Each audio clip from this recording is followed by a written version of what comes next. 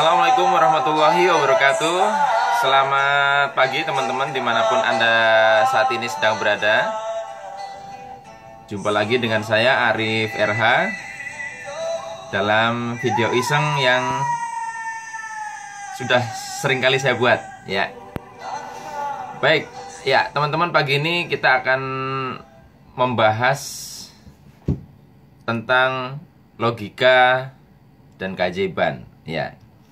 Begini, teman-teman, keajaiban yang terjadi di dalam hidup itu sebenarnya dia bisa kita logika, tetapi yang menarik adalah ketika kita terlalu logis, maka justru akan menghalangi kita untuk mengalami keajaiban, gitu ya. Nah, jadi gampangannya begini, manusia ini punya lapisan gini, misalkan ini gampangannya ya, ini adalah pikiran sadar, ini adalah area bawah sadar. Nah ini semakin dalam ini nanti akan ke lebih makro lagi, ke mungkin super sadar, spirituality itu ke sini, nanti terhubung ke makro kosmos sampai ke ketuhanan, itu semakin dalam ke dalam dirinya.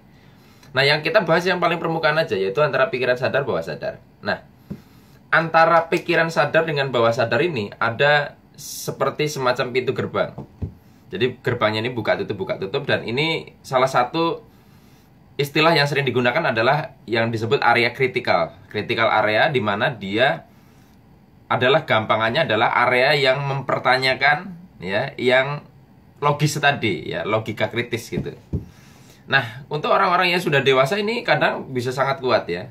Ini bisa sangat kuat.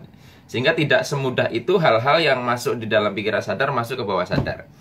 Nah, itulah sebabnya begini, Anda cermati saja kalau misalkan Anda melihat praktek-praktek perdukunan ya. Kenapa ya kok selalu dibuat syarat-syarat yang aneh gitu. Dan setelah melakukan syarat-syarat aneh itu memang orang itu mengalami keajaiban. Kenapa? Karena si paranormal ini pintar ya. Jadi artinya si paranormal dukun ini sangat cerdas kalau menurut saya, karena mereka melakukan syarat-syarat itu untuk membypass critical area ini. Misalnya Anda pengen menguasai satu ilmu kesaktian gitu ya. Nah, untuk bisa mengaktifasi itu kan Anda harus masuk ke area bawah sadar Anda, ya. Nah, tentunya tapi di situ ada satu critical area yang mempertanyakan, bisa nggak saya ya? Mungkin nggak ya, gitu kan? Nah, ini perlu dihajar dulu.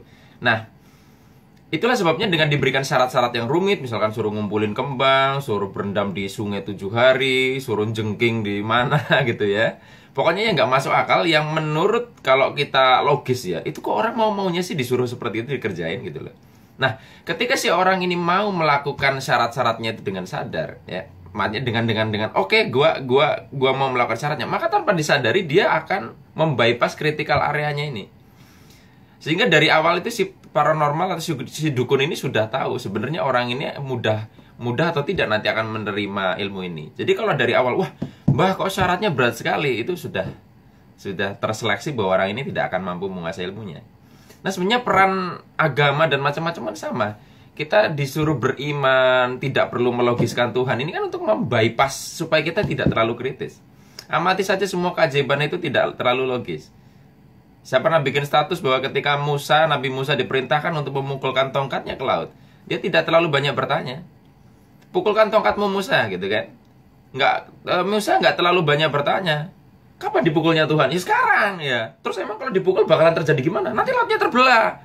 Loh kok bisa terbelah? Kenapa? Kebanyakan nanya, malah tidak ada miracle. Jadi miracle itu cirinya tidak terlalu logis. Makanya banyak keajaiban terjadi dalam situasi kepepet atau terdesak. Karena pada saat terdesak, orang tidak sempat terlalu menggunakan logika kritikalnya. Kenapa maling itu kadang bisa melompati pagar yang sangat tinggi? Belum tentu dia memiliki ilmu bajing loncat, tapi karena dia sudah kepepet sekali, sehingga tidak sempat mempertanyakan, gua kalau loncat ini bisa nggak? Nah, yang repot itu gitu. Jadi kadang ada orang yang ingin sekali berhasil, tapi logika kritisnya ini terlalu. Saya bisa nggak ya kira-kira ya mencapai target ini? Saya bisa nggak mencapai omset ini? Terlalu banyak mempertanyakan, sehingga apa? Yang powerful, yang paling dasar di dalam dirinya malah tidak bisa terakses. Makanya jangan terlalu logis. Itulah disebut iman. Jangan terlalu mempertanyakan. Saya pernah bikin status ketika kita terlalu melogiskan Tuhan, bahkan itu tidak akan membantu Anda.